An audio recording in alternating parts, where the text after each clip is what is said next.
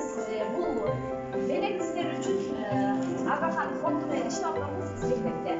Ал фонд менен биз Кудай буйрса 10 жыл проект издеп атабыз. 10 жыл биз менен иштебей болду. Мына ошолор ковидке карата сиздерге балдарга кичине болсо дагы жаңы жылдык белектер алып келишиптир. Ошол кичинекей болсо дагы белектерди алып коюңуздар. Балдарыңыздар өзүңүздөр ден соолукта болуңуздар, оорубаңыздар, аман жүрүңүздөр. Ошо балдарыңыздар жакшы окуган, ушу биздин мектебибизди көтөргөн, жакшы акылдардан болушун, жакшы баштардан болушун.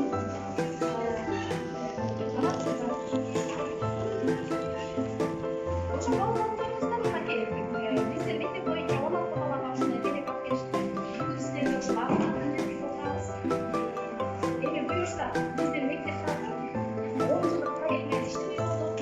Сиздердер мурдагы Ага-Хан фонду менен камкорчулар кеңеши 450 сомдон чогултуп 50% ала беришсе, 50% сиздер бергенсиздер. Бирок бул менин азыркы жаңы проект баштаган проектке акча чогултмай жок.